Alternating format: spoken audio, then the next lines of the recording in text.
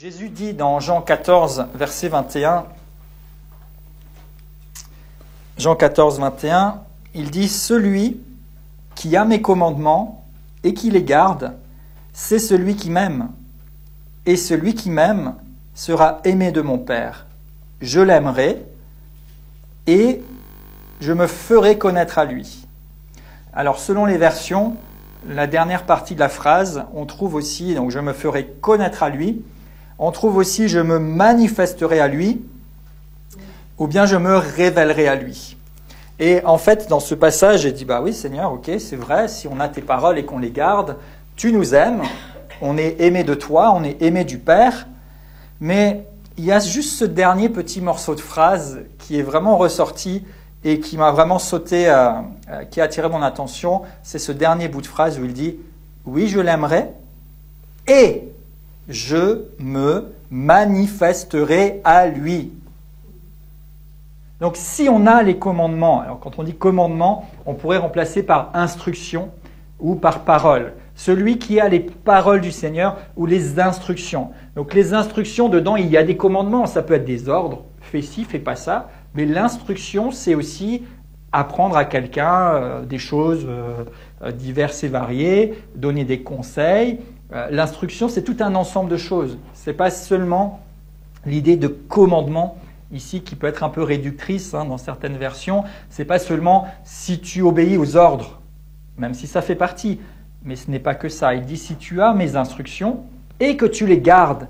Donc que tu les gardes, ce n'est pas seulement non plus les garder, mettre ces instructions dans notre cœur ou quelque part dans des cahiers ou dans des ordinateurs et puis les garder précieusement. Les garder, c'est dans l'idée de les observer, c'est-à-dire de les appliquer. Celui qui a mes instructions et qui les applique, qui les pratique, avec l'idée, il les garde, donc il les pratique, mais pas non plus seulement comme une règle extérieure qui est imposée. Il les garde, c'est-à-dire il les pratique parce qu'il les chérit, parce qu'elles lui sont précieuses. Celui qui a mes paroles et qui les garde, qui les pratique parce qu'elles lui sont précieuses, qu'est-ce qu'il dit? Il dit celui-là, il m'aime. Donc si on dit qu'on aime Jésus, c'est qu'on garde ses paroles. Et celui qui m'aime, dit Jésus toujours, sera aimé de mon Père. Donc si vous aimez Jésus, le Père vous aime. Et moi aussi je l'aimerai. Et je me manifesterai à lui. Et je voudrais vraiment souligner cette dernière partie, je me manifesterai à lui. Parce qu'on a souvent appris, et on a raison, que si on pratique la parole de Dieu, ça plaît à Dieu. Donc Dieu nous aime, Jésus nous aime, et c'est super, on a une belle relation d'amour parce qu'on fait ce qu'il dit. Point. Mais Jésus ne s'est pas arrêté là. Il dit, je l'aimerai et je me manifesterai à lui. Et je veux juste vous donner, comme dit aujourd'hui, l'impulsion, juste quelques petits coups de projecteur sur 2-3 mots ici qui peuvent éveiller votre réflexion et pourquoi pas votre méditation aussi, et probablement qu'on reviendra dessus. Mais quand Jésus ici, il dit « je l'aimerai et je me manifesterai à lui », ça veut dire qu'il veut se faire connaître, on a vu d'autres versions, ou bien le mot ici « manifester », ça veut dire aussi rendre perceptible. Donc celui qui m'aime et qui garde mes paroles, mon Père l'aime, moi Jésus je l'aime et je me rends perceptible à lui. Perceptible, ça veut dire qu'on peut le percevoir. Mais pas seulement percevoir avec la réflexion ou l'idée, mais quelque chose de perceptible, quelque chose, j'irais jusqu'à dire de sensible, c'est-à-dire que les sens peuvent saisir. Jésus nous dit, celui qui a mes paroles et qui les garde, mon Père l'aimera, je l'aimerai et je me rendrai sensible à lui, perceptible à lui. C'est quoi les sens? Allez, révision du primaire, c'est quoi les 5 sens? Vue, odorat, oui, toucher et le goût. Donc Jésus veut se rendre perceptible à lui, à l'odorat, au toucher, au goût et... Qu'est-ce que j'ai oublié? Et à la vue. Alléluia. Et c'est pas seulement que c'est quelque chose comme ça qui est à côté. Ça fait partie intégrante de la base.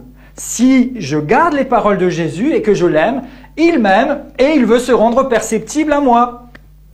C'est la norme, ça fait partie du lot. Et j'ai lu ça et je dis, waouh, mais c'est vrai Seigneur en fait. Tu veux te rendre perceptible à moi. C'est juste normal. Si je t'aime, si je garde tes paroles, tu m'aimes et tu veux te faire connaître à moi. Mais je me dis, mais alors qu'est-ce qui ne marche pas? Parce que j'ai les paroles de Dieu et j'essaye de pratiquer le plus possible la parole de Dieu et je sais que tu m'aimes Seigneur et moi je t'aime. Mais ça ne s'arrête pas juste là, tu veux te rendre perceptible à moi. Mais comment est-ce que je peux le percevoir puisqu'il veut que je le perçoive? Alors, la première réponse, c'est bien sûr de retourner le verset et de dire, puisque celui qui garde ses paroles et qui l'aime, il se rend perceptible, ça veut dire que si je veux le percevoir, je dois l'aimer et garder ses paroles. Ça, c'est la base, c'est le départ et c'est bon. Mais alors, ces paroles, c'est quoi? Comment je fais pour recevoir et pour garder les paroles de Jésus? Je lis la Bible, parce que c'est la parole de Dieu par excellence, et je médite cette parole pour qu'elle me devienne personnelle, mais ailleurs, Jésus dit aussi, l'homme ne vivra pas de pain seulement, mais de toute parole qui sort de la bouche de Dieu. Donc, est-ce qu'il n'y aurait pas des paroles qui sortent de la bouche de Dieu aujourd'hui, encore? C'est une question qui est faite exprès, bien sûr que oui. Donc, on peut vivre de toute parole qui est sortie un jour de la bouche de Dieu et qui est ici, et qui devient vivante quand je lis ce livre, la Bible, et que je me l'approprie. Mais il y a des paroles qui sortent de la bouche de Dieu aujourd'hui, en cet instant précis, pour chacun d'entre nous. Mais faut-il que nous gardions, que nous cherchions, que nous chérissions et que nous écoutions ces paroles qui sortent de la bouche de Dieu, ici et maintenant, ce matin, pour nous personnellement, de telle sorte qu'ils deviennent perceptibles pour nous. En fait, Jésus se rend perceptible, Jésus se laisse connaître, Jésus se révèle concrètement et sensiblement à celui qui garde ses paroles. Oui, les paroles du livre, bien sûr, mais qui garde ses paroles, qui cherche, qui écoute, qui est à l'affût, j'allais dire, de qu'est-ce qui sort de la bouche de Dieu aujourd'hui? Qu'est-ce que le Seigneur me dit? Qu'est-ce qu'il dit? Qu'est-ce qui se passe? Et bien sûr qu'on pourrait aller dans différentes directions pour asseoir et pour confirmer ce qu'on est en train de voir, mais je veux exprès rester un petit peu dans des aperçus pour l'instant. Mais Jésus lui-même nous a montré l'exemple. Jésus lui-même dira, et dans ce même évangile de Jean, dans sa relation particulière avec le Père, il dira « Je ne fais que ce que je vois faire au Père ». Le Fils ne parle pas de lui-même, il dit ce qu'il entend du Père. Donc il y a des choses en fait qui sont en train d'être dites, qui sont en train d'être faites aujourd'hui et qui sont valables aujourd'hui pour nous personnellement et à travers lesquelles Jésus voudrait pouvoir se manifester, se faire connaître, se révéler à nous concrètement, sensiblement aujourd'hui. Mais faut-il que nous prêtions l'oreille, les yeux, le nez, la bouche à ce que Jésus dit, à ce que Dieu dit aujourd'hui pour qu'il puisse se rendre perceptible à chacun d'entre nous. Et dans l'Écriture, les apôtres ont rendu témoignage. Dans Jean chapitre 1, il est dit « Nous avons contemplé sa gloire, une gloire comme la gloire du Fils unique venu du Père ». C'est Jean 1, 14. Et donc, ils ont vu de leurs yeux Jésus qui vivait au milieu d'eux et Jésus qui était revêtu de la gloire de Dieu. Et plus tard, dans la première épître de Jean, au chapitre 1er et au verset 1 à 3, ils témoignent encore une fois et ils disent 1 Jean 1, verset 1 à 3, « Ce qui était dès le commencement, ce que nous avons entendu, donc on retrouve Louis, ce que nous avons vu, la vue, de nos yeux, ce que nous avons contemplé et que nos mains ont touché. » Donc il y a le toucher aussi. Concernant la parole de vie, car la vie a été manifestée, nous l'avons vue, nous lui rendons témoignage et nous vous annonçons la vie éternelle qui était auprès du Père et qui nous a été manifestée. Ce que nous avons vu et entendu, nous vous l'annonçons à vous aussi, afin que vous aussi, vous soyez en communion avec nous. Or, notre communion est avec le Père et avec son Fils Jésus-Christ. Donc ici, les apôtres témoignent aussi que eux ont eu la manifestation de Christ. Vous allez dire, oui, mais eux, ils ont vu Jésus vivant sur la terre, donc c'était peut-être plus évident. Je peux être partiellement d'accord avec vous, quoique. Mais en tout cas, la révélation ou la manifestation de Jésus, c'est quelque chose de concret, de sensible. C'est pas juste une idée, c'est pas juste un principe. Et même quand Jésus marchait sur la terre, il y avait quelque chose d'évident à la vue. Ils ont entendu, ils ont contemplé, ils ont touché, ils ont pu véritablement être au contact de ce qui était sur Jésus. C'est pour ça que Jésus, c'est pas juste un philosophe. C'est pas juste un prophète comme un autre. C'est quelqu'un qui est venu manifester, révéler le Père avec la puissance, avec la manifestation, avec la révélation du royaume de Dieu et de sa puissance, j'allais dire de son atmosphère. Plus tard dans l'Apocalypse, l'apôtre Jean introduit le livre Apocalypse 1, verset 1, en disant « Révélation de Jésus-Christ,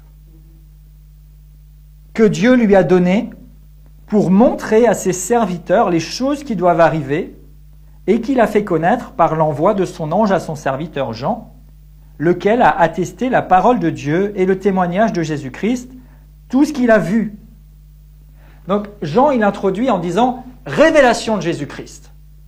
Et en fait ici, révélation de Jésus-Christ, ou bien je me manifesterai dans Jean 14, 21, ou bien je me ferai connaître, eh bien c'est dans la même lignée. C'est-à-dire que Jésus-Christ veut se révéler. Et dans l'Apocalypse, Jean va parler de ce qu'il a vu, et quand on lit le livre, ce qu'il a entendu, ce qu'il a expérimenté, et qu'il va pouvoir marquer et rapporter comme révélation de Dieu. Et d'ailleurs, au verset 10, toujours de Apocalypse 1, on trouve déjà quelque chose qui va nous aider pour la suite. Apocalypse 1, 10, il dit, alors je ne sais pas la version qu'on a, bon, je fus saisi par l'esprit. Ok ? Il y a des versions qui disent, je fus ravi en esprit. Mais en fait, aucune des deux n'a raison, parce que dans le texte, il y a seulement écrit, je fus en esprit. Il n'y a pas de saisie, il n'y a pas de ravi, il n'y a pas d'extase, il n'y a pas d'enlevé, il n'y a pas de... Non, je fus en esprit. Donc ça devait faire plaisir à quelques théologiens. Ça facilite peut-être la compréhension.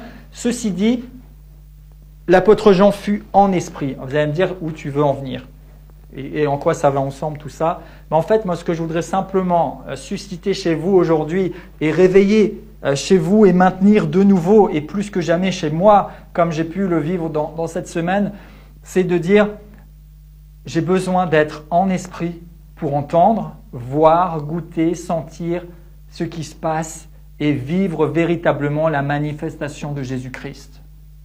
Ce qui a déclenché la révélation de l'Apocalypse à Jean, c'est bien sûr, dans un premier temps, la volonté parfaite de Dieu et la souveraineté de Dieu, voilà, qui a déclenché ça, on est d'accord. C'est Dieu dans sa souveraineté qui a décidé de se révéler à Jean. Mais Jean, de son côté, il est dit « je fus en esprit ». Alors on pourrait prendre la position des traducteurs en disant mais en fait Jean a été saisi ou ravi et donc c'est Dieu qui a attrapé Jean là où il était et qui l'a mis en esprit pour lui révéler des choses. Mais on pourrait, alors je ne l'affirme pas mais je réfléchis, est-ce que ce n'est pas le fait que Jean ait été en esprit pendant qu'il était sur Patmos qui a permis à ce que Dieu lui révèle des choses? Est-ce qu'on est en mesure de se mettre en esprit les uns et les autres? Oui. Oui. C'est nous qui choisissons et qui décidons de nous mettre en esprit. En fait, quand je me mets à part pour un temps de prière ou pour un temps de méditation de la parole ou juste pour un temps où je suis devant le Seigneur, c'est moi qui fais le pas de me mettre et à ce moment-là, je me mets en esprit. Pourquoi ? Parce qu'en fait, je vais plutôt accorder l'attention à mon esprit, ma nature spirituelle, et me relier à l'Esprit de Dieu pour vivre quelque chose avec le Seigneur, pour entendre de Dieu, pour comprendre sa parole, pour prier et être entendu et dialoguer avec le Seigneur. Ou bien quand je viens dans l'adoration, je me mets en esprit à travers mes chants. C'est pas juste chanter. D'accord? On se met dans une position et il n'y a pas de règles, etc. Chacun a ses petites choses qui l'aident à se mettre en esprit, même si je vais vous donner une ou deux choses. Mais en fait, Jésus dit, si tu as mes paroles, que tu les gardes, que tu m'aimes, je t'aime, le Père t'aime et je veux me manifester à toi. Et l'une des façons de permettre au Seigneur de se manifester à nous, et c'est même pas l'une des façons, c'est la façon, la clé. Alors là, c'est un grand moment, on pourrait faire un roulement de tambour. La clé. La clé, c'est juste d'être disponible. Et ça, on le retrouve plusieurs fois dans l'Écriture. Jésus a dit à ses disciples, acte 1, verset 8, « Vous recevrez une puissance, le Saint-Esprit survenant sur vous, et vous serez mes témoins. » Mais juste avant, il dit, « Restez dans la ville et attendez ce que le Père a promis. » Et dans acte 2, oui, le Saint-Esprit tombe sur eux, mais il tombe sur eux quand? Quand ils sont en train de faire leur truc à gauche, à droite? Non, il est dit dans acte 2, ils étaient tous ensemble dans la chambre haute. Et c'est peut-être pas précisé tel quel, mais en fait, s'ils étaient là, c'est parce qu'ils se sont rendus disponibles pour ce que le Père avait promis. Et ils étaient tous ensemble. En fait, dans l'original, c'est plutôt ils étaient en accord dans la chambre haute. En accord quoi? On n'a pas les détails, mais très vraisemblablement qu'ils ont dit, on va se réunir et on va attendre ce que le Père a promis. Alors certainement qu'ils priaient, certainement qu'ils adoraient par moments, peut-être que certains jeûnaient, j'en sais rien, mais en tout cas, ils ont dit, on va se mettre dans cette pièce-là et on va attendre la promesse. Et qu'est-ce qui s'est passé? La puissance de Dieu est descendue selon la promesse. Mais il fallait qu'ils attendent ce que le Père avait promis. Il fallait qu'ils se rendent disponibles, en fait. Et j'ai envie de vous poser la question, et c'est peut-être mon titre, c'est « Est-ce que tu l'attends ?» Est-ce que tu l'attends? Jésus a dit, si tu as mes paroles, que tu m'aimes, je t'aime et je me manifesterai à toi. Ok, mais est-ce que tu attends à ce qu'il se manifeste à toi? Ou bien est-ce que quand tu pries, tu rentres dans ta pièce de prière, tu fais tes prières, tu sors, ah j'ai bien prié aujourd'hui, mais est-ce que tu l'attends dans ta prière? Quand je viens dans mon bureau, chez moi c'est mon bureau, ma place, j'aime bien, c'est mon petit endroit où je travaille, mais aussi où je peux prier, je peux méditer la parole, j'aime cette pièce, j'aime être là. Et quand je viens avec ma Bible, est-ce que je viens juste parce que j'ai décidé de suivre mon plan de lecture et qu'il ne faut pas que je loupe un chapitre, sinon demain je vais galérer 5 minutes de plus à rattraper mon chapitre? Ne rigolez pas, je suis sûr que ça arrive à certains. Ou bien est-ce que je viens juste pour lire et pour essayer de méditer quelque chose, mais est-ce que quand j'ouvre ma Bible, est-ce que je l'attends? Est-ce que tu attends Jésus? Est-ce que quand tu viens pour prier, tu attends Jésus? Est-ce que quand tu viens lire la parole et la méditer, est-ce que tu attends Jésus?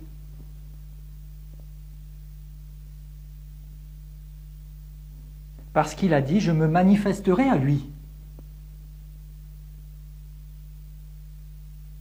Et on retrouve ça plusieurs fois dans l'Écriture. Est-ce que tu as envie? Est-ce que tu as soif? Alors vous allez dire, oui, mais puisque tout a été pourvu par Jésus à la croix et que tout m'appartient, et puisque je suis dans la foi, non, j'ai pas soif, parce que par la foi, je saisis tout ce dont j'ai besoin, et d'avoir soif, c'est d'être comme une victime qui soupire après des choses, donc non, moi, j'ai pas soif parce que j'ai tout. Ça, c'est de la religion. Ça, c'est des pharisiens qui se croient meilleurs que les autres. Excusez-moi, hein. Quand la Bible dit d'avoir soif, bien sûr que ce n'est pas une soif de désespoir. J'ai plus soif de désespoir parce que j'ai été délivré de ça, parce que oui, Jésus a tout accompli, et oui, tout m'appartient en Christ, et oui, j'ai été béni de toute bénédiction dans les lieux spirituels en Christ, et oui, j'ai tout pleinement en Jésus, et oui, ce que je crois, ce que je déclare, si je crois que ça arrive, je vais le voir s'accomplir. Donc il n'y a pas de souci. En fait, j'ai pas soif parce que j'ai tout ce qu'il me faut, parce que je suis pleinement pourvu en Jésus, selon sa richesse et avec gloire, il n'y a pas de souci, mais j'ai soif. Mais j'ai pas soif pour les petits besoins du quotidien ou j'ai pas soif pour une survie. Ce dont j'ai soif, c'est de lui. Et Jésus dit dans Jean 7, 37, si quelqu'un a soif, qu'il vienne. C'est quoi encore la condition? C'est quoi encore le déclencheur? C'est quoi encore cette clé? Est-ce que tu as soif? Et en fait, avoir soif, ça revient au même que l'idée des apôtres ou des disciples à l'époque, comme vous voulez, on peut définir à peu près quand ils sont devenus apôtres, mais peu importe. S'ils étaient ensemble dans la chambre, c'est parce qu'ils avaient soif. Et ils ont attendu. Et quand vous avez soif, vous attendez quelque chose. Quand vous avez soif, vous venez vous attendre à quelque chose. Et alléluia, Dieu est grand, il répond à notre soif. Jésus dit, donc Jean 7, 37, si quelqu'un a soif, qu'il vienne et boive. Celui qui croit en moi, des fleuves d'eau vive couleront de son sein, comme dit l'Écriture. Il dit cela de l'Esprit que devait recevoir ceux qui croiraient en lui, car l'Esprit n'était pas encore, parce que Jésus n'avait pas encore été glorifié. Donc, à ce moment-là, il parle de la promesse du Saint-Esprit, que les gens n'avaient pas encore reçue.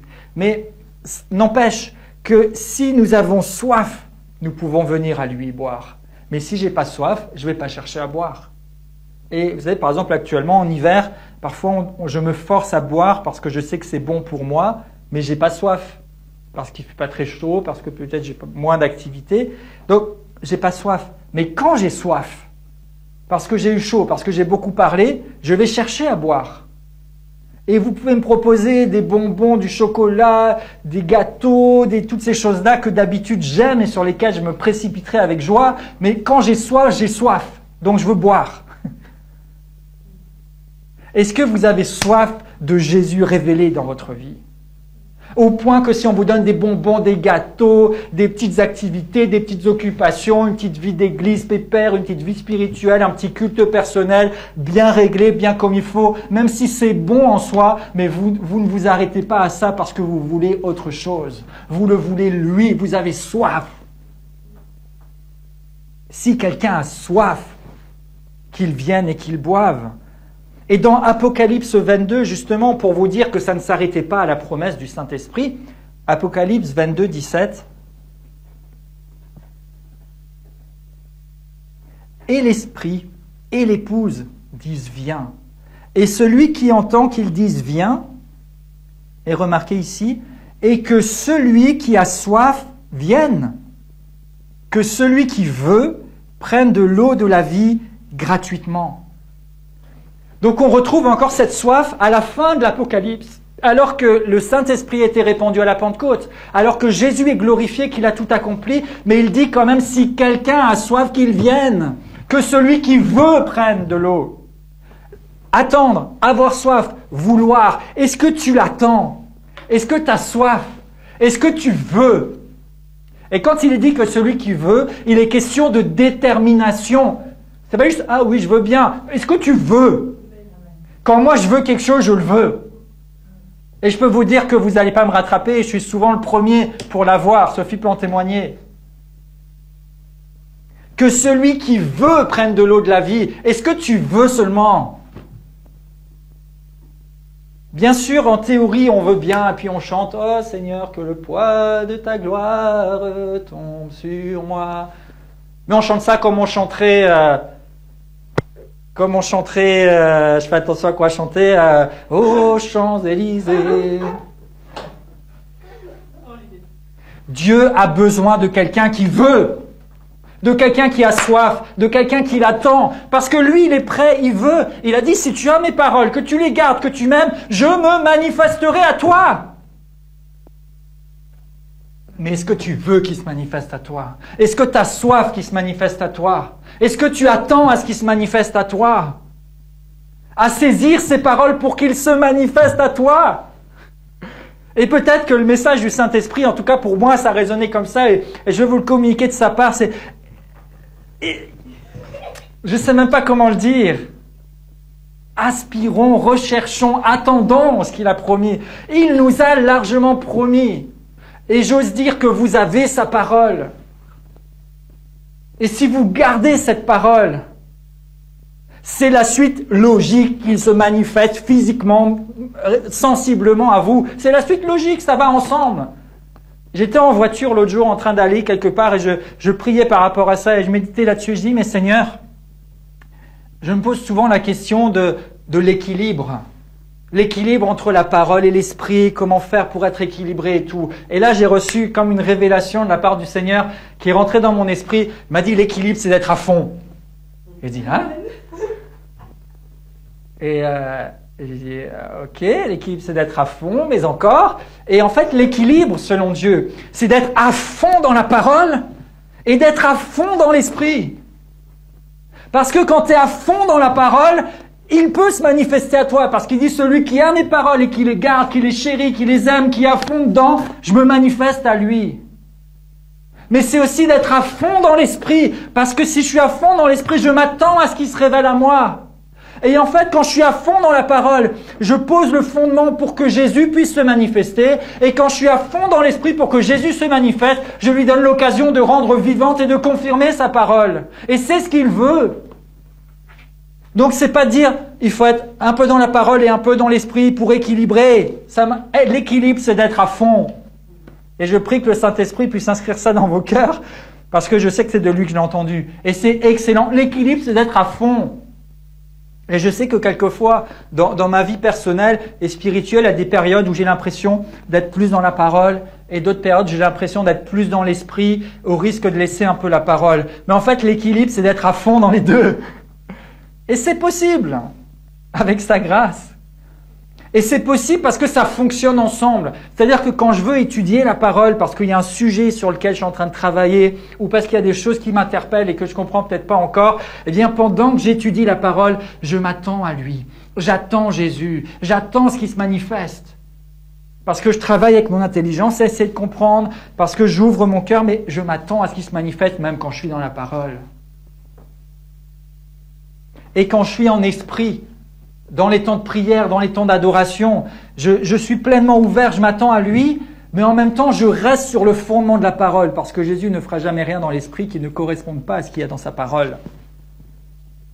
Mais pas dans ce que nous avons fait ou ce que nous pensons être sa parole, mais dans la réalité de sa parole, dans la révélation de sa parole. Ce qui va se passer dans l'esprit sera toujours en accord avec la parole de Dieu. Toujours.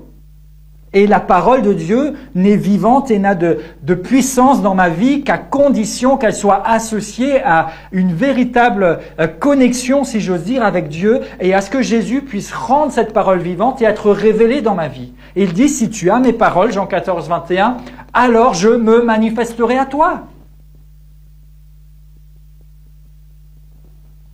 Mais faut-il, comme je disais, avoir soif, le désirer, le vouloir ? Ça fonctionne ensemble, mais est-ce que j'en veux? Est-ce que j'ai faim et soif? Est-ce que j'attends? Est-ce que je veux? Est-ce que je suis déterminé? Et je voudrais vous encourager à être déterminé. Quand vous venez dans la présence de Dieu, être déterminé, dire Seigneur, je viens te rencontrer. Parce que lui, il veut vous rencontrer. Lui, il veut parler, il veut se manifester.